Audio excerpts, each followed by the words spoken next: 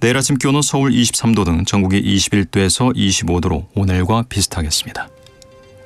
KBS 제1라디오 저녁 종합 뉴스를 마칩니다. 아나운서 배창복이었습니다.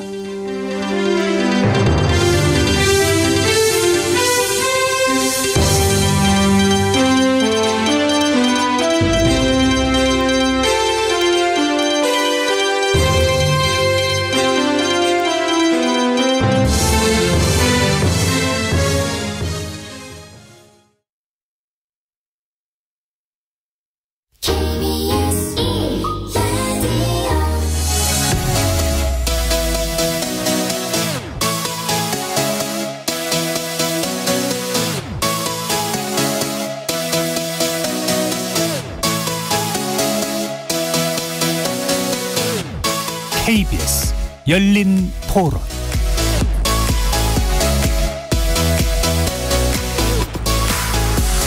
안녕하십니까. KBS 열린 토론 정준희입니다.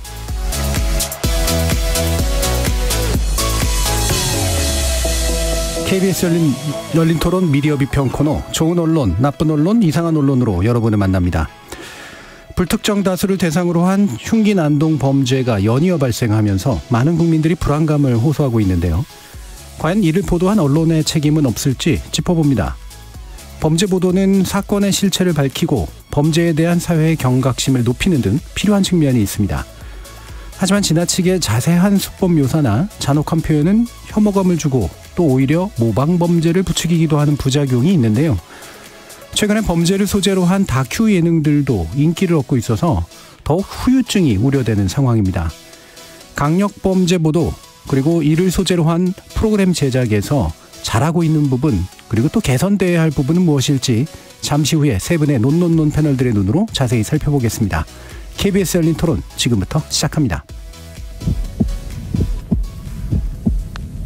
살아있습니다. 토론이 살아있습니다. 살아있는 토론, KBS 열린 토론. 토론은 라디오가 진짜입니다. 진짜 토론, KBS 열린 토론.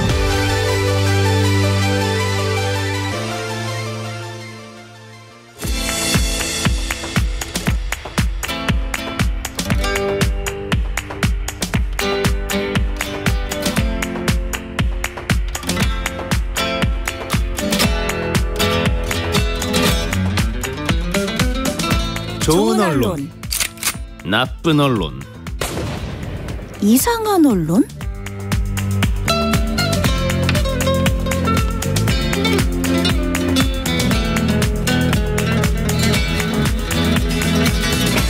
오늘 함께해 주실 세 분의 전문가 소개해드립니다. 김경환 상지대 미디어 영상 광고학과 교수 나오셨습니다. 네, 안녕하세요. 민동기 미디어 전문기자 자리하셨습니다. 안녕하십니까. 이정훈 신하대 리나시타 교양대학 교수 나오셨습니다. 안녕하세요. KBS 1라디오의 모든 프로그램은 유튜브를 통해서도 함께 하실 수 있습니다. 여러분의 많은 관심과 참여 부탁드리겠습니다.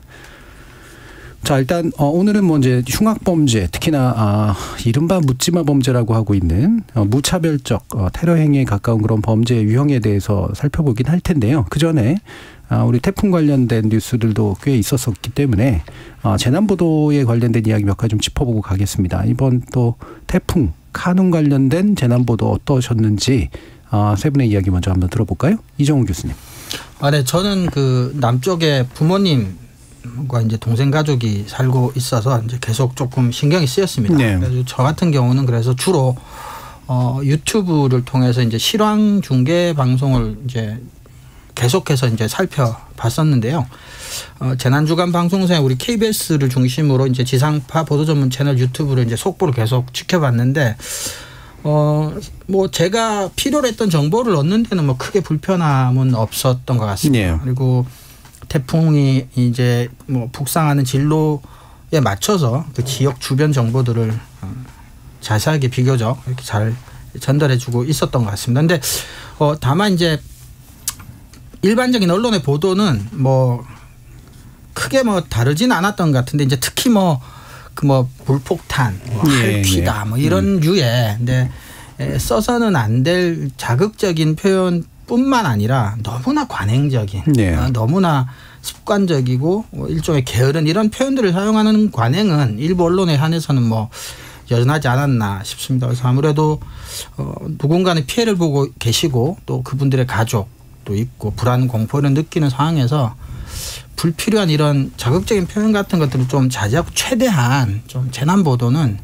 좀 건조하고 간결하게 예. 사실에 충실한 표현 보도 이런 것들을 좀 더 각별히 좀 신경을 써야 될 것 같습니다. 예. 그래서 뭐 이번에 대비를 더 잘해서인지 뭐 그렇지 않은지는 모르지만 기본적인 정보들은 얻을 수 있는 보도들이었는데 기존의 관습적 보도 양식은 여전하더라. 자, 민동기 기자님은. 그러니까 태풍 카눈 자체가 지금까지 태풍과는 좀 달랐잖아요. 네.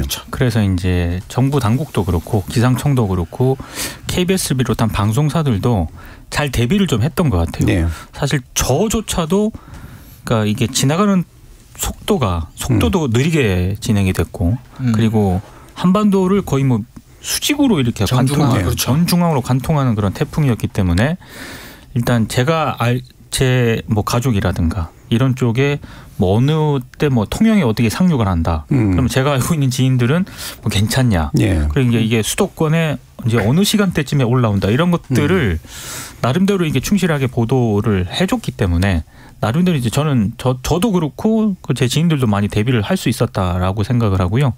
좀 많이 좀 과거에 비해서는 굉장히 좀 뭐 진일보했던 측면이 좀 있었던 것 같습니다. 예. 정보 중심으로 잘 전달을 했고요.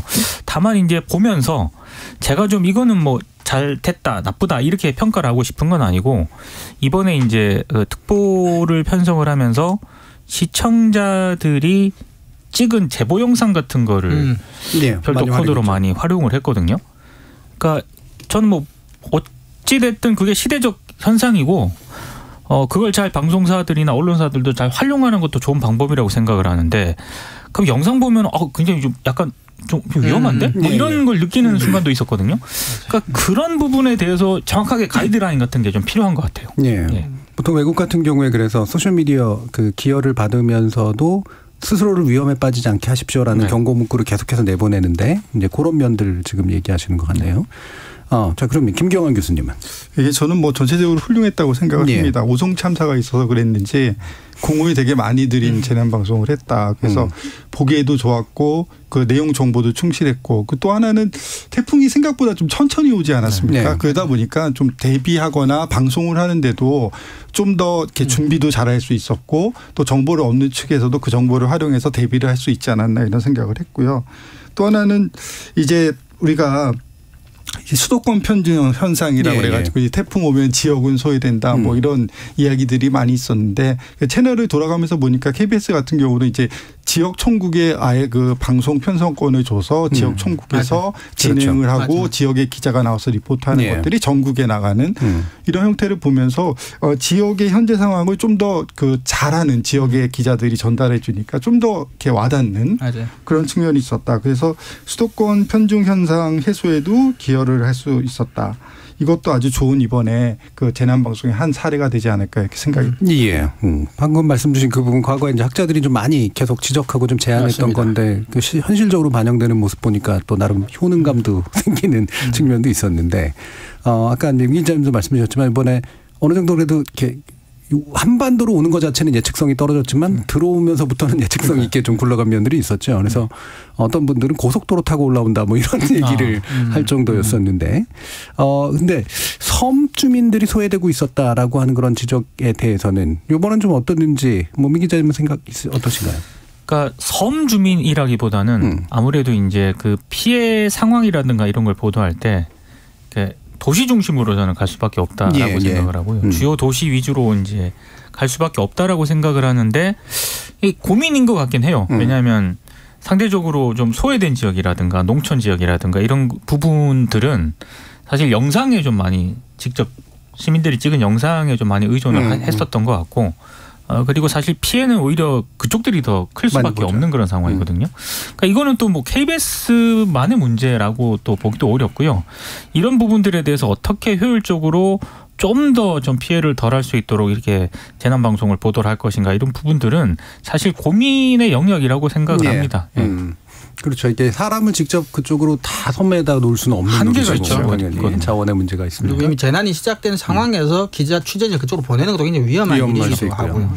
근데 이제 한 가지 이제 방법으로 고민해 볼 수 있는 게 이제 그 교통통신원 같은 제도들이 그렇죠. 예전에 있었죠. 그러니까 그런 것처럼 그 사실은 태풍이 오는데 거기 들어가면 기자가 나올 수도 없잖아요. 그렇죠. 다치니까. 그래서 지역에 있는 그런 주민들의 일부를 교통통신원처럼 재난통신원 형태로 좀 활용을 하게 되면은 지금 뭐 LT망이나 이런 걸 통해서 영상을 보내면서 리포트도 해줄 수 있는 이런 것들이 되고 현재 그 지역의 피해 상황이나 이런 것도 신속하게 우리가 파악할 수 있는 장점이 있지 않나 이렇게 생각이 들어서 재난통신원처럼 KBS에서 그런 어떤 인적 네트워크망을 산간이나 도서 지역에 구축하는 것도 하나의 방법이 되지 않을까 이렇게 생각이 듭니다. 괜찮은 아이디어 같습니다. 물론 이제 그분이 뭐 심각한 피해를 입게 되면 뭐 조금 그렇긴 하겠지만, 근데 그 괜찮은 아이디어 같은 게요. 제가 이제 뭐 이번에 유튜브를 주로 제가 봤다고 말씀드렸지만 KBS나 MBC 같은 경우 이제 지역사가 있잖아요.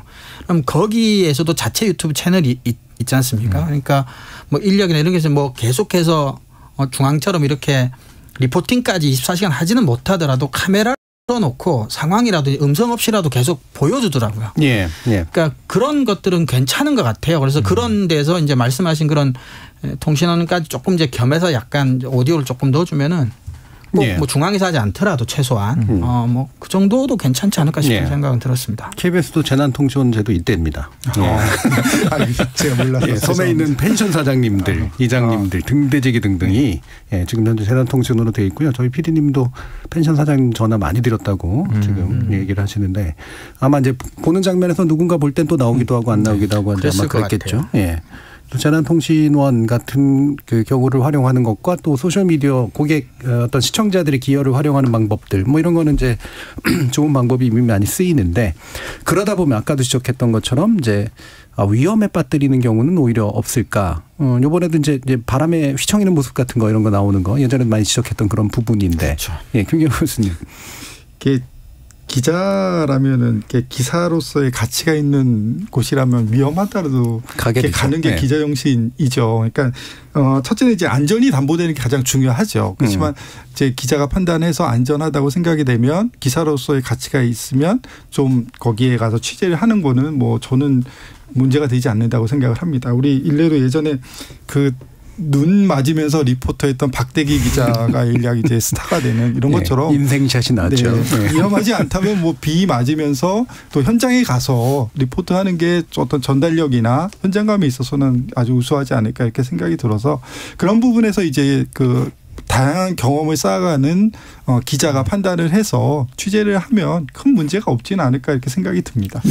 또 하나는 근데 이번 태풍 취재가 처음인 것까지는 제가 잘 모르겠습니다만은 하여튼 과거와 비교해 보면 그냥 우비 하나 쓰고 이렇게 리포팅을 하지 않았습니까? 근데 이번엔 보니까 뭐 다른 보도 전문 채널도 그렇고 KBS, MBC도 그렇고 SBS도 그렇고 다들 이제 안전모 정도는 그래도 이렇게 다들 착용을 하고 또 그런 안전의식도 뭐 과거보다 많이 좋아진 것 같아요. 네. 지금 유성화님께서 다른 방송사 보도를 보면서 느꼈는데 취재 기자님들 고생하시지만 안전모를 쓰실 때 턱끈 꼭 메고 쓰셨으면 좋겠다고 얘기를 하십니다. 쓰더라도 너무 느슨하게 써도 상관없고. 저는 상황상 굉장히 이제 뭐 태풍이 오는 걸 이제 배경으로 기자 리포팅을 하는 것도 어찌 보면 뭐 그렇게 필요하다고 생각을 하는데 근데 재난보도에 있어서 가장 우선적으로 해야 될 거는 이제 기자가 서서 리포팅을 하는 게 아니고 당시 피해가 굉장히 좀 심각한 상황이라든가 이런 거를 정확하게 전달하는 게 저는 우선이 돼야 된다고 생각을 하거든요. 근데 이제 자꾸 이제 저는 이제 저희 편견일 수도 있다고 생각을 하는데 자꾸 이제 이렇게 기자가 휘청거리는 모습을 보여주고 이 우비 입고 막 이런 상황에서 리포팅하는 모습을 보여주는 게 약간 좀 이렇게 그림을 만들기 위한 그런 차원이라면은 저는 조금은 자제할 필요가 있다라고 생각을 해요. 그러니까 사실 그게 중요한 게 아니고 그 피해 상황이라든가 이런 거를 정확하게 이제 뭐 취재를 한다든가 해서 정보를 전달하는 게 좀 1차적으로 우선해야 될 게 아닌가. 또 이제 방송 입장에서는 라디오나 이제 인쇄매체가 아닌 입장에서 또 이제 그림에 대한 부분을 또 생각을 전혀 안 할 수는 또 없는 그렇죠. 부분도 사실 있긴 나름대로 있는 것 같아요. 뭐 현실적인 판단일 텐데 현장성을 이제 감정이입할 수 있게 보여주는 그런 방법은 이제 결국은 말하는 사람들의 모습을 보여줌으로써 그렇게 하는 걸 테니까. 근데 이제 뭐 약간 농담이긴 합니다만 이제 인터넷 커뮤니티 이런 데 보면 제주도에 그 날씨를 보여주는 돌이 있다면서요. 그래가지고 이렇게 막 흔들리는 모습 같은 거 이게 바람의 세기에 따라서 다른데 돌이 사라지면 이제 상당히 위험한 상태라고. 뭔가 이렇게 약간 그 지표를 좀 더 체감하게 보여줄 수 있는 어떤 다른 방법 같은 거, 덜 위험한 방법 같은 거 이런 걸 고민하면 어떨까 생각도 좀 듭니다. 자, 그러면 본격적으로 주제로 넘어가 볼 텐데요. 이번에 이제 흉기 난동 사건. 이제 사실 제가 보기에는 이 건들이 연이어 일어나고 있지만 동일한 성격을 지닌 사건들은 아님에도 불구하고 어쨌든 이게 묶여가지고 지금 이제 다루어지는데 핵심은 이제 불특정 다수를 대상으로 한 공격이고 또 예고를 하는 일들도 이제 생겼다라는 거죠. 자, 그래서 저희들이 지금 이제 세 분께 인상적인 보도를 위주로 한번 골라주십시오 했는데 이게 나빠서 인상적일 수도 있고 좋아서 인상적일 수도 있고 이제 그러니까요. 이상한 거는 이상하게 인상적일 수는 있을까는 잘 모르겠습니다만. 자, 김경환 교수님 말씀 주시죠. 저는 서현역 흉기난동을 저지른 사건을 일으킨 당사자에 대한 보도 내용 중에 영재를 영재였다. 그래서 영재고를 가려고 했는데 실패해서 그때부터 삐뚤어지기 시작했다. 이런 보도들이 있었거든요. 그러면서 이제 올림피아드에 가서 입상도 했다. 근데 이 사람이 원하는 고교에 진학하지 못했다. 그러면서 이런 것들이 조현병의 원인이 되었고 이런 것들이 인격장애로 이어지면서 현재 이런 과정을 거쳐서 사건을 일으키게 됐다는 식의 보도들이 좀 있었거든요. 그걸 보면서 좀 일종의 그 기사 내용 중에 이 사람이 병이 있다는 것과 기사에 혼동되는 게 또 약간의 비행 청소년, 삐뚤어졌다 이런 내용들이 섞여 있거든요. 근데 사실은 이 비행 청소년의 그 어떤 범죄와 사실은 병이 있는 사람의 범죄는 좀 분리를 해야 되는 그렇죠. 필요성이 있고요. 또 이런 사건에 있어서 굳이 영재였다 아니었다가 그렇게 저는 중요하지는 않다고 생각이 됩니다. 왜냐하면 그 조현병의 원인이 되었던 것들이 어떤 과정을 거쳤는지 저희가 알지를 못하거든요. 그런데 그냥 단도직입적으로 쓰기 좋게 영재였다는 게 주목받기 쉬운 키워드잖아요. 그리고 올림피아드에서 상까지 탔다. 이런 것들은 어떻게 보면 클릭수를 끌어내기 위한 그런 단어로 쓰여서 이 범죄에 대한 원인 분석이나 이런 것들을 좀 더 치밀하게 하는데 부정적인 영향을 좀 미칠 수 있다고 생각이 들고요. 또 단정적으로 일종의 사이코패스 아니냐 이런 식의 보도들도 한동안 나왔었는데 이런 것들은 그렇게 좀 사건의 원인 분석에도 도움이 되지 않는 그런 보도가 아니었나 이렇게 생각이 듭니다. 예, 사실 그런 게 되게 불필요하고 심지어 정확하지도 않고. 그렇죠. 예, 읽는 사람들로 하여금 범죄를 바라보는 시선을 오도하는 문제가 있는데도 불구하고 역시 이제 클릭질에 이제 유도하고 싶어가지고 이제 하는 일들 같은데 이런 경우들 유사한 경우들도 많았을 것 같긴 한데 한번 말씀들 주시죠, 이정훈 교수님. 근데 이제 범죄 보도와 관련해서 더 유독 이제 도드라지긴 하지만 이제 언론들이 이제 선정적인 보도를 하게 될 때 주로 활용하는 게 이제 개인화시키고 드라마화시키는 거잖아요. 그리고 이런 이제 사회적으로 바람직하지 않은 일들이 사건이든 사고든 재난이든 발생했을 때 사회가 해야 될 가장 중요한 일이 이제 비슷한 원인으로는 재발하지 않도록 대비를 하고 방비를 하는 일일 텐데 이제 개인의 잘못이나 그걸 악마화하든 영웅화하든 이제 그런 식으로 가버리고 나면 사회가 얻을 교훈은 하나도 없는 거죠. 그 사람의 잘못이거나 그 사람의 개인적인 특성 이런 식으로 돼버리니까. 그리고 지금은 또 많이 좋아졌지만 한국 사회가 또 특유의 그 정신질환에 대한 부정적 인식이 굉장히 강한 사회잖아요. 근데 또 이런 것들을 또 이런 식으로 또 드라마화 해버리고 악마화하는데 또 그런 걸 활용을 하게 되는 것도 저는 상당히 문제라고 보고 그래서 이런 이제 개인의 문제로 만들고 그거를 되게 드라마화해서 이런 식으로 가서 클릭을 받는 데 도움은 될 수 있을지 모르지만 사회적으로는 백해무익하다 그렇게 생각을 합니다. 서사 만들기를 좋아하는 것 같아요. 우리 언론들은. 그러니까 어떤 사건, 강력 사건이 발생을 했을 때 그러니까 왜 이런 범죄를 저질렀을까? 원인 규명까지는 저는 상당한 시간이 걸린다고 생각을 하거든요. 그러면 언론이 보도를 할 때 사실 모르잖아요. 이 사건이 왜 발생했는지를 모르죠. 제대로 파악하기까지는 시간이 좀 걸리기 때문에 모르면 모른다라고 해야 됩니다. 예. 그러니까 단정을 하면 안 되고요. 전문가들 분석이라든가 멘트를 인용을 할 때도 거의 뭐 정답을 말하는 것처럼 인용을 해서도 안 된다라고 생각을 하고 그럼요. 다양한 가능성을 열어둬야 된다라고 생각을 하는데 그러면 재미가 없거든요. 기사가. 그리고 뭔가 독자들에게 해답을 제시하는 것처럼 기사를 써야 되는데 안 되잖아요. 그러니까 이제 언론들이 해서는 안 되는 저는 방법이라고 생각을 하는데 자꾸 이런 식으로 뭐 영재였다. 제목도 보면은 좀 뭐라고 그래 일반고는 시시해 뭐 이런 제목을 이렇게 답니다. 그러니까 이제 막 서사 말도 안 되는 서사를 막 붙여요. 근데 예. 정말 해서는 안 되는 그런 보도 행태죠. 예, 예. 그 요즘 유행하는 말로 많이들 알려지는데 범죄자에게 서사를 부여하지 말라. 네. 이 서사가 어려운 말인데도 이제 많이 쓰이고 있어요. 그래서 아까 이제 이종훈 교수님이 드라마화한다라는 거하고 연결이 된 거죠. 그렇죠. 결국 이제 극적인 것으로 만들어내고 개인화한다는 건 마치 그게 배우인 것처럼 그렇죠. 만들어내서 영화의 한 장면을 보는 것처럼 느끼게 한다. 그 과정에서 이제 빠지는 수많은 오해되는 요소들이 이제 분명히 있을 거다라는 겁니다. 자, 그럼 이종훈 교수님은 어떤 보도를 또 골라주셨나요? 저는 이제 그 김기환 교수님께서 골라오신 것 같은 보도를 이제 두 분 중에 누군가는 골라오실 것 같아서 저는 좀 더 못된 보도를 골라왔는데요. 예.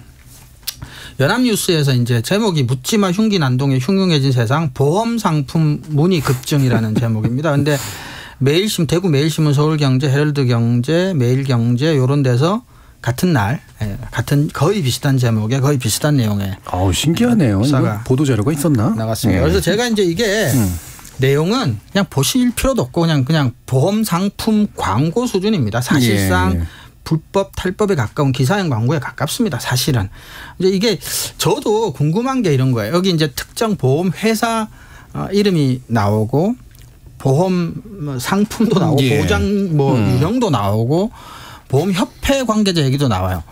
그럼 이게 이제 유추할 수 있는 건 보험협회에서 보도자료를 냈거나 그렇겠네요.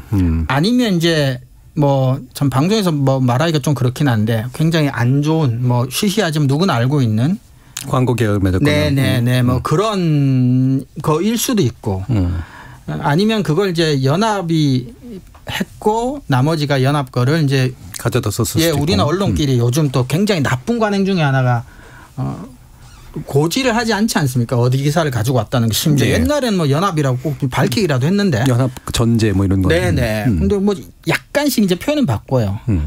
근데 거의 완전 똑같은 기사입니다. 그래서 이런 이제 뭐 일까지도 이렇게 언론이 너무나 노골적인 돈벌이 수단으로 삼는 이건 정말 좀 너무 심한 경지까지 간 게 아닌가 싶어서 예, 한번 좀 경각심을 좀 일깨워줄 필요가 있을 것 같아서 가지고 와봤습니다. 연합이 이러면 안 되지 않나요? 사실 그때 우리 네이버인가요? 거기서 예. 좀 이렇게 기사형 광고 무더기로 쏟아져서 문제가 됐던 것도 예, 연합이었죠. 예. 연합 같은 경우는 국가에서 이제 뭐 기간 통신사로 지정이 됐기 때문에 또 한 300억이 넘는 돈을 또 지원도 받고 하니까 조만간 안 준다는 소리가 있던데. 예. 그거는 이제 정부에서 뭐 안 주려고 하면 충분히 안 줄 수도 있습니다. 기재부에서 이제 이렇게 하고 문체부에서 또 그걸 위해서 사실은 따로 다른 언론사와 다른 경영평가를 받을 때 공정성 평가라는 평가를 따로 받긴 합니다. 그래서 그게 얼마 점수 이상을 받아야만 그게 집행이 되긴 하는데 그래서 연합뉴스는 사실 KBS와 마찬가지로 굉장히 사회적 책임이 좀 더 무거운 언론입니다. 그래서 이런 보도를 연합뉴스가 하는 건 조금 안타깝습니다. 예, 김경환 교수님.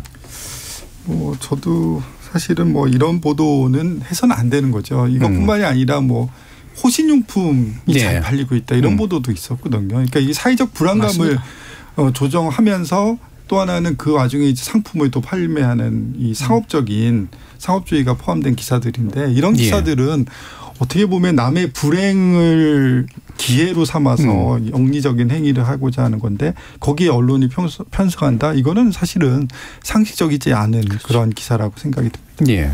저는 이런 거는 외부 규제도 필요 없고 원래 이제 뭐 신문협회가 됐거나 뭐 신문윤리위원회나 이런 데서 처벌 기능은 물론 없긴 하지만 사실 이런 건 기사를 덜어내야 되는 이제 그런 유형이고 이게 못할 이유가 없다고 생각되는데 왜 그런지 모르겠어요. 그러니까 저는 이게 보험 상품 이 기사는 그러니까 저는 호신까지는 그 이해라는 측면이 있어요. 그나마 이제 불안하니까.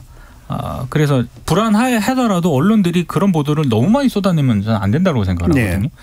그리고 이제 말이 호신용품이지 그게 상황에 따라서는 만약에 범죄자에게 만약 그 호신용품을 그렇죠. 빼앗기게 되는 그런 굉장히 위험한 순간도 있잖아요. 그래서 그렇기 때문에 그걸 무작정 그렇게 보도하는 것도 문제가 있다고 생각하지만 보험 상품은 그런 호신보다는 몇 단계를 뛰어넘는 거지 않습니까? 네네. 그러니까 이것은 정말 제가 봤을 때 내부에서 이거는 정말 문제 제기를 해야 될 것 같아요. 그래서 내부에서. 그리고 이제 모든 어떤 종류의 불행 뭐 긍정부정한 사건이 생겨도 항상 경제신문에 나오는 기사는 또 이제 뭐 테마주입니다. 또 이래가지고 또 이것도 그 보도도 있었어요. 소위 말하는 묻지마 범죄 관련해서 무슨 뭐 보안업체인지 뭔지 모르겠는데 아무튼 또 주가 오른다고 주식 사라고 또 이런 보도도 또 늘 따라와요. 정말 심각한 문제라고 생각합니다. 아까 김기현 교수님 말씀하신 것처럼 남의 불행을 자신의 이익의 동기로 이제 활용하는 것에 이제 편승하는 그렇죠. 그런 보도죠. 아주 안 좋은 장식의 보도인 것 같습니다. 자, 그러면 이제 지금 사실 이제 이번 사건이 이제 정유정 사건으로부터 유래했다. 유래라는 게 뭐 사실 그게 원인이 됐다는 아닌 건 아니지만 유사한 유형들이 나오고 이제 퍼지고 번지는데 기점이 됐던 게 최근에 정유정 사건이라고 얘기를 하는데 여기서 이제 정신병과 엮어가지고 이제 하는 보도들이 많고요. 이게 아까도 이제 민 기자님이 말씀하신 것처럼 이게 원인인지 아닌지 불명확한 상태에서 또 완전히 과도 추정하는 그런 식의 일들도 있고 관련 내용 아마 민동기 기자님께서 보도로 짚어주신 것 같은데 말씀 주시죠. 그러니까 저는 너무 이제 이런 강력 사건이 발생을 하면 많은 보도가 쏟아지니까요. 그러니까 좀 차분하게 뭔가를 좀 되짚는 그런 보도에 눈길이 가게 되더라고요. 그래서 제가 가져온 건 이제 한겨레 기사인데 제목이 정신질환 범죄 격리 수용보다 치료에 초점 맞춰야 라는 그런 8월 9일자에 실린 그런 제목인데요. 이른바 서현역 사건과 관련해서 정부가 굉장히 강경한 대책을 내놓습니다. 사법 입원제라든가 또 그 일각에서는 이런 강력 범죄가 계속 발생을 하니까 집권 여당 일부 의원이긴 합니다만 뭐 사형제를 뭐 부활시켜야 된다라든가 뭐 그런 목소리까지 나왔잖아요. 근데 이제 그런 것들이 대중요법상으로는 뭐 어느 정도 대증요법상으로는 굉장히 좀 어느 정도 뭐 일정 부분 효과를 볼 수 있을지는 모르겠습니다만 사실 인권 단체라든가 또 국제기구를 통해서는 이게 상당히 문제가 있다라는 그런 지적을 많이 받아오지 않았습니까? 근데 이제 저는 언론들이 보도를 할 때 특히 뭐 정신질환자를 격리하는 게 마치 당연한 것처럼 정부 당국에서 이렇게 제도를 내놓고 방침을 내놓았을 때 그걸 그대로 보도를 하더라고요. 상당히 그건 문제가 있는 거죠. 왜냐하면 이미 이런 방침에 대해서는 국내외적으로 많은 비판과 논란을 좀 빚었던 그런 상황인데 그래도 무비판적으로 그대로 보도를 하는 게 상당히 문제인데 한겨레 이 기사 같은 경우에는 오히려 지금 뭐 정신질환자를 범죄자로 바로 연결시키는 그런 정부의 논리적 어떤 허점도 문제지만 지금 범죄자의 치료를 돕는 여러 가지 그 제도가 마련이 돼 있거든요. 정신병에 의한 범죄자의 치료. 그렇습니다. 뭐 치료 감호라든가 치료 명령이라든가 이런 것들이 제대로 기능을 하고 있느냐. 그리고 만약에 기능을 못 하고 있다면은 그 자체로도 좀 개선돼야 할 부분이 있는 것이고. 근데 이런 것들을 놔두고 무조건 지금 뭐 강제 입원시키고 이런 식으로 지금 정부가 지금 이렇게 내놓는 거 아니겠습니까?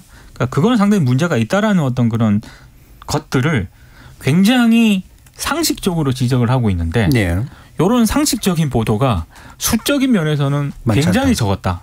이런 말씀입니다.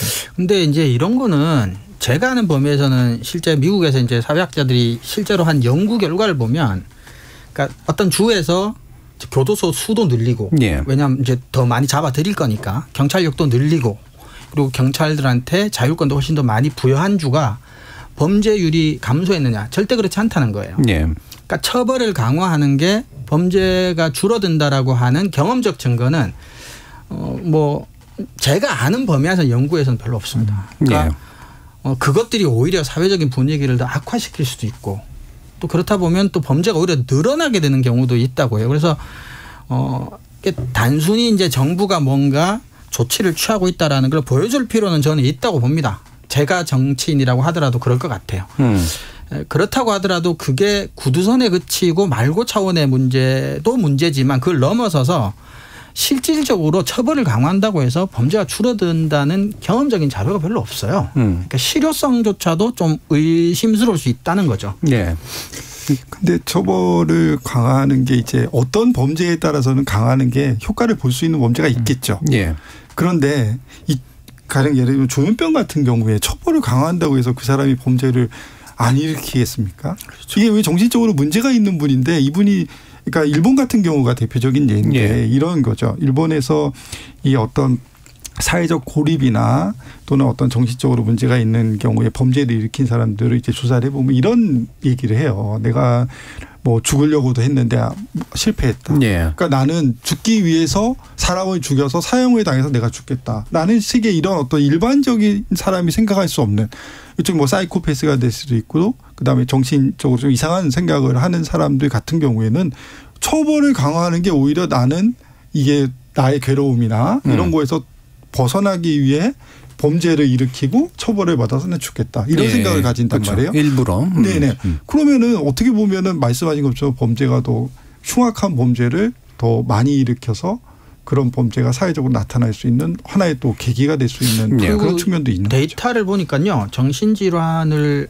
겪는 사람들이 범죄를 저지른 경우에는 재범률도 상당히 높다고 합니다. 그래서 뭐 이렇게 근원적인 치료나 이렇게 해결이 안 된 상태에서 뭐 처벌 강화해서 1년 살고 3년 살고 나와도 또 범죄를 같은 이유로 저지를 확률이 상당히 높다는 거죠. 약간 그런 것도 있는 것 같아요. 그러니까 사회적 약자에 대한 보도, 특히 장애인이라든가 이런 정신질환 관련 보도에서 공통적으로 나타나는 현상 같은데 사실 저도 어렸을 때 교통사고가 크게 나가지고요. 그거를 나기 전과 후가 이제 약간 세상을 보는 관점이 바뀌었거든요. 그러니까 어렸을 때 교통사고를 크게 나긴 했습니다만 완치가 안 됐기 때문에 그렇다고 뭐 장애 등급을 받은 건 아닙니다만 일상생활에 있어서 아직까지 약간 불편을 겪고 있거든요. 신체적으로. 그러니까 그 왼쪽 다리를 그때 크게 다쳤는데 약간 아직까지는 정상은 100% 정상이 아니거든요.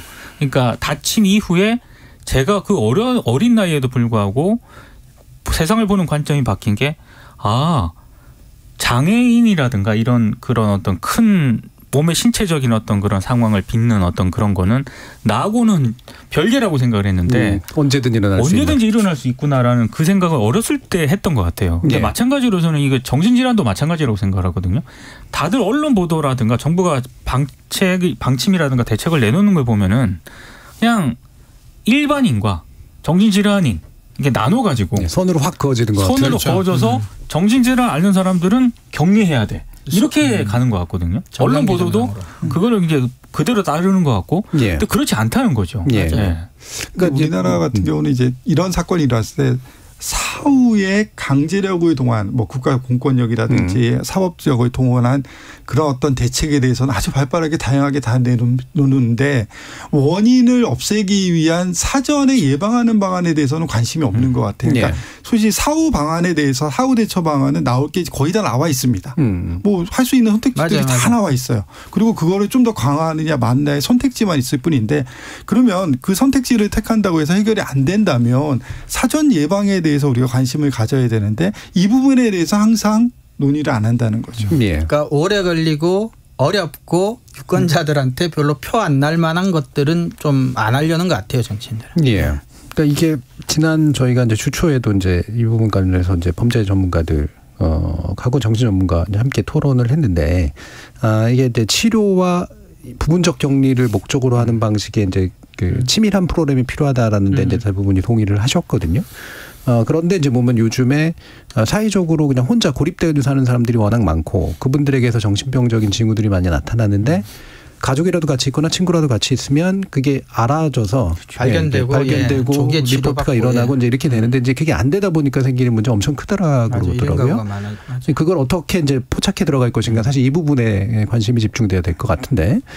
그 도리마살인이었나요? 일본에서 맞습니다. 그러니까 이제 우리 시스템이 어떻게 돼 있냐면 이 초중고까지는 의무교육 제도를 운영하면서 어떤 공교육 시스템이 있고요. 근데 사실 뭐 그 외에 뭐 대안학교도 있고 어떤 학교라는 시스템들이 있지 않습니까? 공교육 외에도. 근데 문제는 이 공교육 고등학교를 졸업하고 나면 대학을 가지 않는 사람에 대해서는 직장을 택하지 않고 제3의 영역에 있는 사람에 대한 어떤 사회적인 지원 시스템이 부재하다는 거죠. 완전 방치입니다. 그러니까 뭐 고등학교 졸업했는데 왜 취직도 안 하고 쟤 놀고 있어? 또는 뭐 대학도 안 갔네? 이렇게 되면서 그 사람은 어떤 사회에 존재하지만 투명인간 대급을 저 존재처럼 인식된다는 거죠. 그러니까 이런 경우에 거기에 이제 뭐 조현병을 가졌다거나 뭐 우리 이렇게 은둔형 외톨이 생활을 하시는 분에 대한 배려나 지원이 전혀 존재하지 않는다는 거죠. 우리는 단지 대학생 그리고 공부를 해서 사회에 어떤 기여하는 사회인을 만들 것인가 또는 빨리 뭐 요즘 기사 많이 나오는 게 이제 뭐 그 대학교 갈 필요 없다. 뭐 이런 기사들을 생산해내는 일부 언론지들이 있잖아요. 근데 사실 우리나라가 예전에는 그 언론들이 어떻게 얘기를 했냐면은 우리나라는 뭐 자원도 없고 뭐도 없고 공부만 해서 인재를 만들어서 대한민국을 발전시켜야 된다 이런 주장을 해왔던 거죠. 예. 근데 이제는 그게 싹 바뀌면서 이제 사실 그 와중에서 어떻게 보면 이 사람도 뭐 치열하게 공부를 해가지고 좋은 학교, 좋은 인재가 되기 위해서 노력했지만 실패하는 과정에서 생겨난 문제를 안고 있는 사람이잖아요. 이 사람이 그렇게 됐을 때 거기에 대한 사회적인 시스템의 지원이 부재한 거죠. 예. 사실은 청소년 문제 고민하시는 분들도 비슷한 얘기를 하시더라고요. 그러니까 이게 아예 고등학교 졸업 전부터도 그러니까 실업계가 소위 말하는 인문계에서 대학을 뭐 포기하거나 뭐 실력이 그 정도 되지 않는 학생들은 1, 2학년 때부터 이미 이제 학교로부터도 가정으로부터도 이제 그리고 보통 이제 남는 시간에 학원에라도 가 있고 뭐 이래야 되는데 이제 그 친구들은 체계적으로 배제되면서 그 친구들이 이제 점점 더 힘들어지는 뭐 이런 이야기들도 많이 하시더라고요. 같은 맥락에서. 예. 민동균 기자님 뭐 아까 그 얘기하셨던 내용 가운데 보도가 그래도 소수는 있는데 그 소수가 나름대로 그래도 문제를 좀 짚고 상식적으로 대응하더라. 이런 식의 것들이었잖아요. 이게 한겨레 보도 말고도 뭐 다른 보도 혹시 있으셨나요? 아니면 다른? 그러니까 뭐 경향신문하고 예. 한겨레 정도에서 제가 이제 이 비슷한 어떤 유형의 보도를 봤거든요. 그러니까 한마디로 이제 치료에 초점을 맞춰야 된다는 거고 그리고 치료에 초점을 맞춘다 하더라도 사실 이게 약물 치료를 받다가 중단하는 그런 환자들도 있거든요. 질환자들 중에. 그러면 왜 그렇게 하는 건지 그리고 강제 입원을 하는 것에 대한 여러 가지 또 문제점들이 있지 않습니까? 예. 그러면 그 입원하는 그런 방식에 대한 문제는 왜 발생을 하는 건지 실제로 제대로 된 치료가 있는 건지 등등에 대해서 사실은 어떤 사건이 발생했는데 이 가해자가 어떤 약간 정신질환을 가지고 있더라. 그래서 이거 바로 연결을 시켜버리잖아요. 그런 식으로는 문제 해결이 안 되기 때문에 왜 그러니까 이런 문제가 발생을 했는지는 사실 병원 내부의 어떤 치료 시스템도 한번 들여다볼 필요가 있는 것이고 그리고 방금 이제 두 교수님께서 말씀을 하신 것처럼 우리 사회 시스템이 제대로 돌아가고 있느냐. 그러니까 사실은 뭘 하고 있는지도 모르지 않습니까? 예. 파악이 안 돼 있죠. 파악이 안 돼 있기 때문에 그렇죠. 그건 결국에는 뭐 사회가 됐든 국가가 됐든 체제에 구멍이 뚫려 있는 거기 때문에 이런 부분들에도 보완책이 필요하다는 걸 강조하는 식의 보도였거든요. 근데 사실은 이런 보도들이 좀 더 이제 경향이나 한겨레가 이런 보도를 했기 때문에 박수를 이제 쳐주는 단계가 아니라 조금 더 들어가야 되는 거죠. 이제는. 왜 안 들어갈까요? 이종훈 교수님. 근데 제가 보기에는 뭐 아까도 말씀드렸지만 품이 일단 많이 들고 시간도 오래 드는 보도인데 아무래도 자극적인 제목을 달고 처벌 강화라든지 뭐 사형제 부활이라든지 뭐 이런 얘기를 제목에 다는 것보다는 클릭을 별로 받지 못하거나 든 품에 비해서 이제 돌아오는 게 별로 적다고 느낄 수 있는 기사들인 것 같아요. 그래서 기자 개인이나 언론사가 가지고 있는 어떤 이념적인 지향이나 사명감이 아니라면 사실 생산하기 어려운 기사인 것 같긴 해요. 그렇다고 해서 모두가 다 그렇게 또 이렇게 따라가는 것은 또 뭐 문제가 저는 있다고 보는데 기사들을 읽으면서도 이거를 좀 언론들도 주목을 해서 좀 분석을 하든가 취재를 했으면 좋겠다라고 느낀 대목이 2018년도에 국가인권위원회가 보고서를 하나 내거든요. 근데 거기 보면 국내 조현병 환자의 평균 병원 재원 기간이 303일이랍니다. OECD 회원국 6배가 넘거든요. 그러니까 이 통계를 거의 1년 내내네요. 이 통계를 좀 다각적으로 분석을 해볼 필요는 있겠지만 어찌됐든 우리 의료 체계조차도 환자를 치료하는 것보다는 약간 입원이라든가 격리에 더 비중을 두고 있다는 그런 얘기도 되거든요.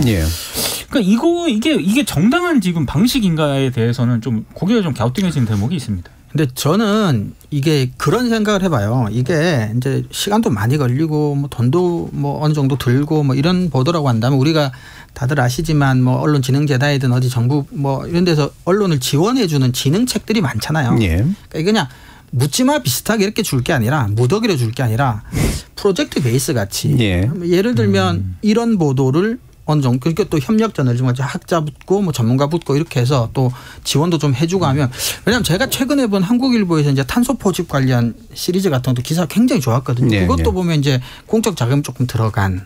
그래서 그런 것들도 그래서 사회적으로 반드시 필요하고 중요한 보도인데 뭐 클릭을 받지 못할 것 같다는 이유로 만약에 경제적으로 손해일 것 같아서 제작을 뭐 좀 저한다면 뭐 의지는 언론한테 공적 자금이 조금 들어가서 대신에 뭐 기사를 취재하고 작성한 데만 써라. 예. 그렇게 하는 것도 저는 하나의 방법이 아닐까 싶습니다. 뭐 그런 방법 지금 KBS에서 다큐를 하나 만드는 건 어떨까 하는 생각도 드는데요. 왜냐하면 이번에 그 서인역 사건이 일어나고 뭐 나도 하겠다라는 소셜미디어에 예. 올린 사람들이 수십 명 있지 않았습니까? 이게 이 정도면은 사회적으로 한번 우리가 분석해보고 살펴봐야 될 사건이라고 생각이 됩니다. 이 10대 특히 10대들이 상당히 많았거든요. 그러니까 10대들이 그만큼 사회적으로 스트레스를 많이 받고 뭔가 울분 또 불안 뭐 이런 것들이 쌓여 있는 상황이라고 생각이 돼서 상당히 우려되는 측면이 있습니다. 예, 그러니까 예. 그 사람들이 어떻게 보면 우리 평범한 이웃에 있는 자녀일 수도 있고요. 우리 주변에서 볼 수 있는 청소년들일 수도 있잖아요. 그 사람들에 대해서 한번 KBS가 심층적인 다큐를 한번 만들어서 분석해보는 것도 좋지 않을까 생각이 알겠습니다. 듭니다. 자, KBS에게 또 하나 과제가 갔는데 저희 눈눈온에서도 이제 차츰차츰 이렇게 변경을 해가면서 이렇게 좋은 기사 물론 저희가 많이 발굴합니다만 좋은 기사 이런 게 있었다 이렇게 알려주는 게 아니라 좋은 기사의 내용을 내용화시켜서 예, 약간 비슷한 주제를 묶어가지고 이런 좋은 내용들이 이런 재밌는 사실들이 알려질 수 있더라 이런 얘기를 좀 집중적으로 좀 알려드리는 것도 되게 좋은 기능을 하지 않을까 싶고요. 그런 상태인데 지금 오히려 이제 범죄 컨텐츠는 또 굉장히 융성하고 있습니다. 예, 그래서 다큐 예능이라고 부르는 분야로요. 여기는 인기도 많고 수익도 많이 거두는데 문제는 정작 그 내용이 바람같이 못하더라라는 측면이 있어서 이건 이어지는 2부에서 함께 이야기 나눠보도록 하겠습니다. 여러분은 지금 KBS 열린 토론과 함께하고 계십니다. 토론은 치열해도 판단은 냉정하게 복잡한 세상을 바꾸는 첫걸음은 의외로 단순할지도 모릅니다. 평일 저녁 7시 20분 당신을 바꾸는 질문 KBS 열린 토론 정준희입니다.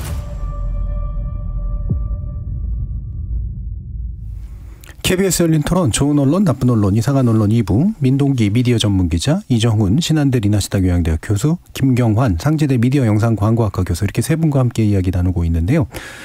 자, 다큐 예능 관련된 범죄 프로그램을 얘기하기 전에 일단 범죄를 우리 언론이 어떤 태도로 접근할 것인가라는 문제도 중요해 보이는데 지금 묻지마 살인 같은 경우처럼 그리고 돌려차기 사건 같은 경우처럼 대단히 부적절한 방식으로 명명하는 것이 과연 바람직한가 이게 일단 중요한 문제니까요. 어떻게 부르는 게 좋을까 이렇게 개별화시키면서도 의미를 좀 살리는 그런 방식 예. 좀 이해가 가능하게 만드는 좀 복합적인 좀 의무가 있는 건데 이종원 교수님 어떤 제안해 주실 수 있을까요? 그 한겨레 신문에서 관련돼서 보도도 한번 있었더라고요. 2월 예. 초에. 그러니까 이제 뭐 언론에서는 뭐 오래전부터 그냥 묻지마 범죄라고 뭐 통칭해서 부르고 있는데 사실 이거는 표현도 뭐 좋지도 않지만 지칭하는 의미도 하나도 없어요. 예. 뭔지 잘 모르겠죠. 예, 네. 뭐 묻지 말라는 게 사실은 묻지 말란다고 해서 갑자기 뛰어나와서 그냥 닥친 대로 하는 건 아니거든요. 나름대로는 하겠어. 그래서 뭐 예고장도 요즘 뭐 날리기도 하지만 그래서 사실관계 맞지도 않고 묻지마 범죄라고 해서 지금 일어나는 일을 지칭하는 1차적인 언어적 기능도 전혀 없고 그래서 이거는 그냥 뭐 이 표현은 진짜로 적절치 않은 것 같은데 경찰에서는 그래서 이제 동기가 없다는 것처럼 들리잖아요. 묻지마 범죄. 근데 동기가 없는 건 아니다. 다만 동기가 일반적이지 않다라는 뜻인 것 같아요. 그래서 이상 동기 범죄 이렇게 이제 경찰에서는 부르기로 하고 데이터베이스도 만들고 좀 관리도 좀 하겠다라는 게 이제 1월 달에 이미 있었던 것 같아요. 네. 그런데도 불구하고 우리나라 언론은 뭐 아직까지도 계속해서 그냥 묻지마 범죄라고 이렇게 그냥 부르고 있는데 이거는 굉장히 안 좋은 명칭인 것 같습니다. 예. 이게 참 이상 동기라고 부르는 게 좀 더 나을 것 같긴 한데 그러면은 다른 범죄는 정상 동기의 범죄인가? 그죠? 이게 그렇죠. 아마도 통계적으로 일반적으로 벌어지는 동기가 아닌 그런 특별한 종류의 동기 뭐 이런 의미일 텐데. 그렇죠. 그죠? 그리고 예. 그런 것도 있는 것 같아요. 그러니까 이게 관리가 이제부터 해보겠다고 이게 이제 전혀 데이터베이스도 없고 통계도 없고 잡혀 있지가 않아요. 예. 그러다 보니까 그나마도 이렇게 특성을 통계적으로 이제 잡아내지도 못하는 것 같아요. 그렇죠. 뭐 이름을 부르려면 어떤 형태로건 뭐 어떤 패턴이 보이든 아니면은 뭔가 특징이 보이든 하면 이제 이름을 붙이기가 좀 수월할 텐데 그래서 말씀처럼 이상동기 범죄라고 하는 것도 언론들이 뭐 썩 좋아할 만한 표현은 아니기는 해요. 그렇지만 묻지마 범죄보다는 일단 나은 것 같고 그래서 한 단계 정도는. 네, 국가나 전문가들이 어떤 형태로 이렇게라도 이제 묶어서 좀 통계도 내보고 관리도 좀 해서 정리를 좀 해봐서 또 패턴이나 이런 게 좀 읽힌다면 좀 더 좋은 명칭을 찾을 수 있지 않을까 싶긴 한데 아무튼 최소한 묻지마 범죄, 뭐 무차별 범죄 이런 것들은 좀 아니지 않나 싶습니다. 예, 예. 김경환 교수님. 저도 뭐 말씀하신 거에 동의하고요. 저도 이상 동기 범죄는 좀 이상한 것 같습니다. 예. 그것보다는 뭐 예를 들면 뭐 심리불안 장애라든지 뭐 이런 식의 어떤 좀 더 우리가 그 범죄에 대해서 좀 뭔가 다가갈 수 있는 그리고 이 범죄가 어떤 사회적 현상을 보여주는 사람에 의해서 일어나는지 알 수 있는 명칭을 가져야 된다고 생각이 되고요. 그러니까 이 부분에 대해서 사회적 합의를 좀 더 만들어 나갈 필요가 있다고 생각이 됩니다. 예. 뭐 일본 같은 경우도 사실 이런 범죄에 대해서 이름을 제대로 붙이지 않고 뭐 일본어로 뭐 토리마 예. 뭐 범죄 이렇게 얘기를 하는데 뭐 지나가던 악마가 저지른 범죄다. 근데 예. 이것도 사실 맞지는 않는 그러네요. 용어라고 생각이 듭니다. 네, 그렇죠. 이게 분명히 원인이 분명히 있을 거고요. 우리가 예전에 그 과거에 뭐 보시면 60년대 70년대 보면 노인분들 보시면 뭐 노막 나셨다 이렇게 얘기했지만 지금 그거를 우리가 알츠하이머 치매라는 용어를 정확하게 사용하지 않습니까? 그러니까 이런 범죄도 사실은 정확한 명칭을 부여할 수 있는 그런 어떤 시대가 오지 않을까 생각이 되고 그런 거에 대해서 이제 좀 전문가들이 나서서 분석을 해봐야 될 필요성이 있다고 생각합니다. 이상동기 범죄는 전형적으로 이제 형사법적인 그렇죠, 차원의 그렇죠. 명칭이에요. 예. 그러니까 이제 범죄를 구성을 하고 뭐 이제 처벌을 할 때 이제 동기가 예를 들어 우리 수사 드라마 봐도 그렇지만 원한이냐 뭐 아니면 뭐 금품을 하기 위해서 뭐 이런 식으로 근데 그런 일반적인 동기가 보이지 않는다. 왜 그랬는지 잘 모르겠다 정도를 형사법적으로 뭐 표현하자면 동기가 좀 이상하다. 이렇게밖에 그래서 이제 경찰들 입에는 붙는 명칭인지 모르겠지만 뭐 언론이나 일반인들한테 입에 착착 붙는 명칭이 아니건 뭐 사실 원인 없는 범죄는 없는 거 아니겠습니까? 예. 그렇죠. 그게 뭐 개인적인 원인이 됐든 사회적인 어떤 원인이 됐든 분명히 범죄는 저는 이유가 있고 원인이 있다라고 생각을 하는데 아까도 말씀을 드렸지만 그 원인이 밝혀지기까지는 시간이 걸리거든요. 예. 그러면 저는 언론들은 모르는 건 모른다고 해야 된다라고 생각을 하고요. 그럼 그때까지 어떤 범죄라고 이제 이름을 붙일 것인가? 저는 그냥 원인이 정확하게 이제 규명이 될 때까지는 저도 이 단어가 뭐 좋다고는 생각을 안 하는데 그냥 뭐 흉기난동이 차라리 낫다고 생각합니다. 차라리 그거는 현상을 그대로 그냥 서술을 하는 거니까요. 근데 묻지마 범죄는 이거는 정말로 좀 문제 있는 단어라고 생각합니다. 만약에 이제 미국 우리나라는 불가능하죠. 총기. 근데 미국 이제 총기를 난사하는 사건 같은 경우는 이제 그렇게 그러니까 이제 겉으로 드러나는 물리적인 현상을 표현. 만약에 그런 식이라면 그런 명칭과는 조금 일맥상통을 하겠는데, 근데 예를 들면 돌려차기라든지 이렇게 이제 또 흉기가 아닌 경우는 또 어떻게 불러야 되나 하면 이제 이런 식의 계속해서 이제 예외가 예외를 낳는 이런 식의 문제는 좀 있을 것 같긴 해요. 예. 돌려차기는 그 폭행 이 아닌가 생각이 들고요. 그거 보면 좀 이런 쪽에 보는 거와 좀 다른 동기가 있는 사건이었잖아요. 그러니까 좀 다르게 봐야 될 것 같아요. 애초에는 동기가 없는 것처럼 했죠. 그렇죠. 이 친구가. 그러니까 흉기를 사용하지 않는 경우는 또 어떻게 되냐. 뭐 소위 말한 무차별적으로 뭐 주먹이나 다리를 사용해서 폭행을 해주는 경우는 또 어떻게 하냐. 자꾸 예외가 예외를 낳고 이런 문제는 생기는 것 같습니다. 그리고 뭐 또 중요한 건 아까 제가 처음에도 얘기했지만 이게 연결되어 보이는 듯한 비슷한 범죄 같지만 안 비슷할 수도 있기 때문에 그렇죠. 그냥 개별 범죄로 부르는 게 더 낫지 않을까. 그렇죠. 그러다 보니 괜히 유행을 놔버리고 모방 범죄를 놔버리는 그런 일들이 많으니까. 그리고 확실히 이제 대중의 공포를 유발하기 위한 그걸 즐기는 테러형 범죄 같은 것들도 나타나고 있기 때문에 그런 면에 좀 더 초점을 두는 게 좋지 않을까 이런 생각이 좀 들고요.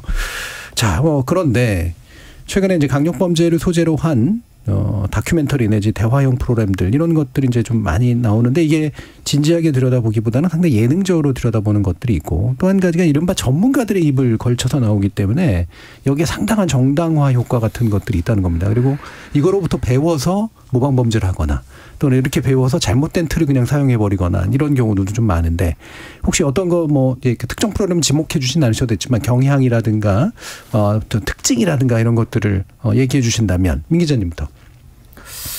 사실 저는 이런 그 프로그램들 중에 범죄 관련 프로그램 특히 예능에서 다루는 범죄 관련 프로그램은 잘 안 봅니다. 네. 특히 이제 제가 안 보는 유형이 있는데 그 육아와 관련된 예능 프로그램하고 범죄 관련 예능 프로그램을 잘 안 보는 네. 이유 가운데 하나가 그 뉴스에서 그 요즘 CCTV가 워낙 잘 발달이 되다 보니까 그 범행 장면을 반복적으로 보여주잖아요. 그렇죠. 그것도 저는 문제가 있다고 생각하거든요. 근데 어찌됐든 예능 형식이긴 하지만 조금은 그 출연자들 통해서 좀 심각하게 뭐 당시 상황을 이제 재현하거나 당시 그 범죄가 발생했던 그런 것들을 구체적으로 서술을 하는 경우가 많아요. 그 방식 자체가. 이게 아무리 예능이고 뭐 이 사건을 모르는 사람들이 에게 뭐 경각심을 뭐 일깨워주는 차원이든 아니면 좀 쉽게 설명을 해주는 차원이든 그런 차원은 뭐 취지는 충분히 이해를 하는데 저는 좀 개인적으로는 이거는 좀 굉장히 좀 조심해야 될 필요가 있는데 예능적으로 접근하는 것에 대해서 그래서 잘 솔직히 못 보고 있는 그런 상황이긴 합니다. 예. 그러니까 좀 육아 프로그램이라든가 범죄 다루는 거는 잘 못 보신다. 그럼 뭐 솔로 뭐 이런 거 보시나요? 저는 이제 뭐 그런 어떤 그 아니면 트로트 나 혼자 예능 뭐 이런 거 있습니까? 뭐 그런 거는 보는데 범죄라든가 이게 육아를 또 TV에서 아이 문제를 다루는 것도 저는 신중하게 다뤄야 된다라고 생각하는데 그 예능 형식을 띠게 되면은 저는 좀 부작용이 있다고 생각해요. 범죄도 마찬가지라고 생각을 합니다. 그래서 그런 부분을 이게 보려고 몇 번 시도를 했는데 잘 안 봐지게 되더라고요. 예. 사실은 민동 기자님이 여자 배구를 좋아한다는 사실은 알고 있습니다. 네. 자, 김경희 교수님.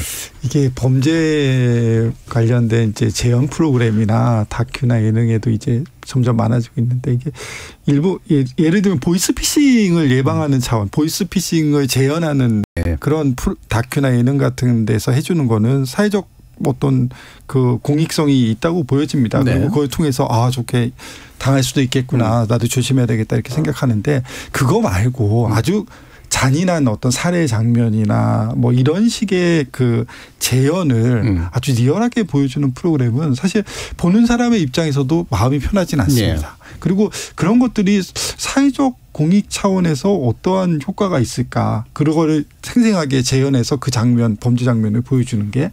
그래서 좀 이거는 어떻게 보면은 선정성인 거죠.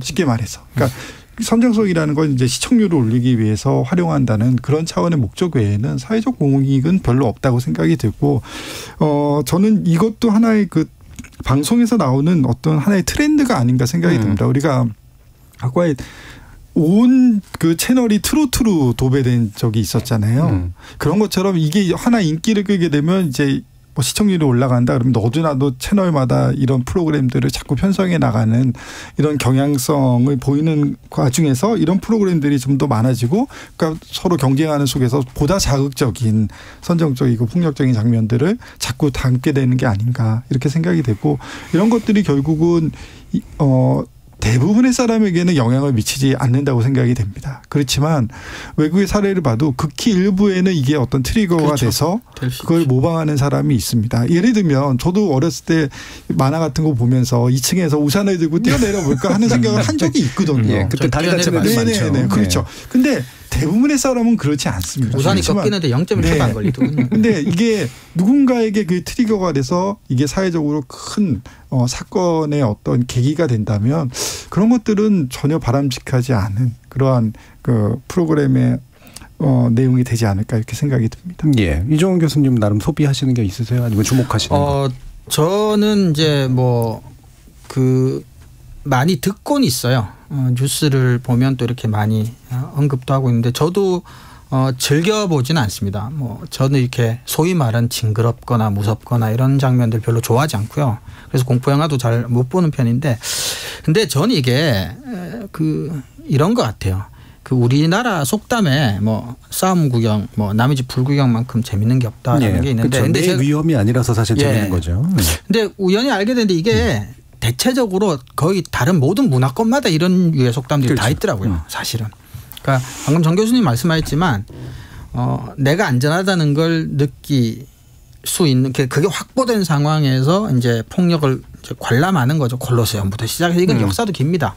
그러니까 이런 장르는 선정적이라고 말씀하셨는데 전 전적으로 동의합니다. 그냥 합법적으로 싸움 구경 안전하게 하는 것 이상도 이하도 아니라고 봐요. 그리고 이게 범죄 예방 효과 이런 거는 갖다 댈 것도 없고 오히려 이제 모방 범죄 까지는 아니더라도 예를 들어 과거 미국에서 비행기 납치범이 탈출하는 경로를 굉장히 자세하게 알려준 다음에 다음 해에 비행기 납치 사건이 30몇 건 일어났다 이런 기록도 있는데, 물론 이제 모든 사람들이 반드시 모방하게 되는 건 아니에요. 그런 연구 결과는 없지만 상당 부분 내적으로 폭력성이 높거나 불만이 가득 찬 사람들한테는 트리거 말씀하신 대로 이렇게 유발하는 촉발하는 이런 효과는 분명히 있는 것 같고요. 그래서 그냥 합법적으로 이종격투기 권투보고 하는 것도 콜로세움 비슷한 논리라고 봐요, 저는. 예. 그러니까 특정 프로그램을 말씀드리진 않겠습니다만 사실 소재 고갈 측면도 있는 것 같아요. 예.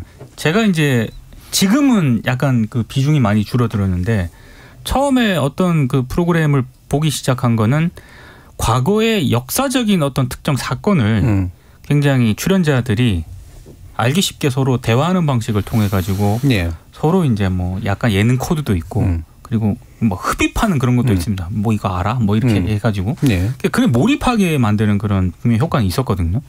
근데 이제 그게 어느 순간부터 어떤 역사적인 사건보다는 개별 사건을 다루게 시작을 하고 예전에는 역사적인 어떤 제가 몰랐던 사건도 이런 게 있었나라는 또 알고 있던 사건이라 하더라도 모르는 어떤 사실을 또 드러내는 경우도 있었거든요. 그래서 참 재밌다라고 생각을 했었는데 소재 고갈일 수도 있다고 생각이 들고요. 아무튼 선정성 시청률 같은 거를 고려했을 수도 있다는 생각이 들지만 점점 역사적인 어떤 사건보다는 요즘은 이런 범죄 사건 쪽으로 많이 흘러가게 되더라고요. 그래서 이제 안 보기 시작을 한 건데 사실 이게 개개별 범죄 사건을 구체적으로 너무 예능이라는 장르에서 이렇게 재현을 하거나 설명을 하게 되면은 저는 모르겠습니다. 그걸 통해서 사회적 환기라든가 범죄를 예방하는 그런 차원보다는 오히려 모방 범죄라든가 안 좋은 좀 부정적인 효과를 더 나을 가능성이 크다고 보거든요. 제가 볼 때 그 프로그램은 재활용하는 프로그램이에요. 그 전에 다른 프로그램에서 이미 취재해 놓은 자료를 이야기화시키는 그런 방식을 취하고 있기 때문에. 참고로 제가 가장 좋아하는 그 프로그램 중에 하나는 역사전을 그날입니다. 좋아하는 거. 좋아하는 거. 싫어하는 거 말고. 저는 그런 거는 굉장히 재밌다고 해요. 왜냐하면 굉장히 무거운 주제를 약간은 좀 이렇게 약간 소프트하게 만드는. 근데 범죄 사건은 저는 그렇게 다루면 안 된다고 생각합니다. 연성화시키면 안 되는 대표적인 주제죠. 그래서 말씀처럼 우리가 이제 범죄의 사회적 의미를 쫓아서 사회적 대안을 마련하는 그런 시사적 이슈로 다루든가 정확히 다뤄야 되죠. 어차피 우리가 가지고 있는 욕망이 있으니까 드라마라든가 극화시켜서 다루는 거, 허구다라고 전제하고 다루는 것 자체는 이제 어떻게 막거나 피할 수는 없는 문제인데 이 중간에 애매하게 예능이라는 형식으로 끼어들어서 생기는 문제가 큰 것 같고요. 또 한 가지는 이른바 프로파일러니 범죄 심리학자니 부검이니 이렇게 전문가인 분들 실제로. 그러니까 전문가가 부여하는 서사는 굉장히 강력한 측면들이 좀 있잖아요. 그런데 이분들이 얘기하는 이 내용도 사실은 확정된 전문가로서 확정할 수는 없는 내용인 경우들이 되게 많은데 그걸 강요하는 경우도 있고 마치 다 아는 것처럼. 이게 육아 문제도 아마 그래서 생기는 문제일 텐데 이렇게 이제 전문가가 등장해서 확정할 수 없는 문제를 확정시켜서 사회화시킴으로 생기는 문제도 굉장히 큰 것 같아요. 그래서 예능 형식의 여기 전문성이 끼어들어 생기는 문제 이런 것들은 어떻게 생각하시는지 이종훈 교수님. 근데 아마 그렇지 않겠습니까? 방금 말씀하셨다시피 전문적인 지식이 선정적이지 않거나 재미가 없다면 이제 나오질 못하겠죠. 예. 그러니까 전문성의 영역 중에서도 예능화될 수 있는 영역 있죠. 그리고 그 영역 안에서도 예능화될 만한 이야기까지만 활용이 되겠죠. 그렇죠. 그러다 보면 사실 저는 거기 출연하시는 전문가분들은 나름대로 사명을 가지고 출연하실 거라고 보지만 그 이제 제작진의 바람하고 전문가의 바람이 항상 정확하게 일치하지는 또 않을 수도 있지 않나 싶기도 해요. 그래서 일치하지 않죠. 네. 그러다 보니까 재미없게 길게 하지만 정확하게 이야기하는 것만으로 방송을 만들 수 없어요. 어떻게 예능이니까요. 예. 사실은 그런 부분들은 저도 뭐 학자니 전문가니 하지만 사실은 전문가들이 결국은 판단해야 될 문제인 것 같아요. 예. 자기가 이 프로가 장르가 예능이고 그러면 내가 들어가서 어떤 식으로까지만 쓰일 거라는 걸 알고 갈 필요가 저는 분명히 있지 않나 싶어요. 예. 받아들이는 분들이 이게 예능이다. 전문가가 나와도 전문가가 출연한 예능이다. 분명히 명확하게 인지하고 보실 필요가 있을 것 같습니다. 예. 매번 돌아가면서 이제 아마 그 선을 제대로 그어주기가 어려울 텐데 하다 보면 그 선을 이제 넘어가는 게 그냥 자연스러워지는 그런 일들이 생기겠죠. 아마 그 전문가 입장에서도. 김경영 교수님. 범죄라는 게 이제 뭐 예능으로 다를 수도 있죠. 다 좋은데 문제는 이제 범죄에는 항상 피해자가 있지 않습니까? 예. 그러니까 피해자가 예능화되는 거잖아요. 예능 프로그램에. 충분히 그렇죠. 시신이 등장하고. 예. 그러니까 피해자에 대한 배려나 존중은 좀 있지 않았으면 좋겠다. 뭐 예능을 할 수도 있고 좋습니다. 뭐 다 방송국 입장에서 여러 가지 할 수 있으니까 그런 부분에 대한 고려를 좀 해줬으면 좋겠다. 갑자기 제가 기억이 났던 게 예전에 모 지상파 방송의 뉴스에 그 식당에서 그 사람이 살해되는 장면을 CCTV를 그대로 뉴스에 촬영을 내보낸 적이 있어서 상당히 문제가 된 적이 있었거든요. 그러니까 그런 식의 선을 넘는 어떤 방송을 만들어서는 안 되겠다. 어느 정도 안에서의 어떤 가이드라인 뭐 넘지 말아야 되는 선에 대한 우리 기준은 좀 마련해 놓고 예능을 했으면 좋겠다. 수위가 계속 높아지는 거에 대한 어떤 사회적 경각심을 한번 짚어봐야 되지 않을까 생각이 듭니다. 넷플릭스 같은 게 등장하다 보니까 생긴 문제도 있는 것 같아요. 그렇죠? 그래서 기존의 지상파 제작자들도 사실 지상파 안에서는 그래도 나름대로 선을 지키려고 노력한 면이 있는데 방송 심의가 있으니까. 근데 이제 경쟁력은 자기는 있다라고 보고 넷플릭스와 직접 경쟁해서 그 안에 들어가기도 하고 국수본이라든가 이런 데들이 이제 그런 경우였었는데 이제 그러다 보니 이제 자연스럽게 어쨌든 미국이나 이런 데서 추구하는 그런 범죄식 스토리텔링이 있는데 그게 이제 막 거꾸로 이제 지상파 안으로 들어오는 그런 효과도 있는 거 아닌가. 민 기자님. 그러니까 OTT의 영향이 지대했다라고밖에는 생각이 안 됩니다. 그러니까 아무래도 이제 지상파라든가 기존에 사실은 시사 영역, 다큐 영역에서 다뤘던 주제들이거든요. 그렇죠. 근데 이걸 이제 OTT에서 다루기 시작을 하는데 사실 화면에 어떤 잔인함이라든가 이런 걸 보면 그쪽이 훨씬 더 구체적이지 않습니까? 구체적이죠. 그러니까 아무래도 그쪽이 많이 이제 시청자들이 쏠릴 수밖에 없는 것이고, 근데 그거를 뭐 지상파에서 어느 정도 중심을 잡고 가야 되는데.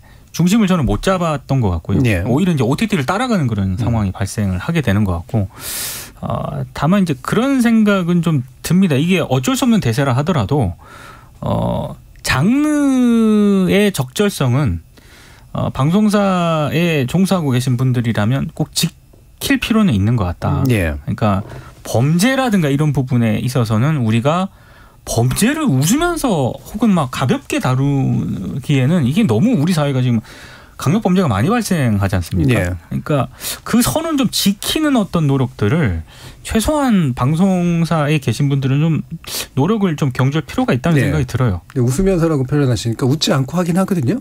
그렇긴 하지만 이런 거 보면 그렇긴 하지만 뭐 표현이라든가 이게 그 방송에서 다루는 어떤 접근 방식은 고개를 약간 갸우뚱하게 만드는 경우가 있습니다. 제가 이제 농담으로 한 이유가 그러니까 막 되게 막 슬퍼하고 막 비극적으로 느끼는 얼굴을 지나치게 강조해요. 배우나 이런 사람들 안 쳐다놓고. 오히려 너무 연기처럼 보이게. 그렇죠. 선정성이 이제 바로 그런 데서 나오는 거죠.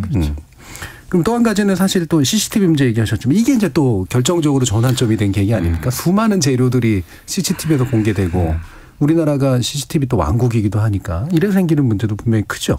네, 김경영 교수님.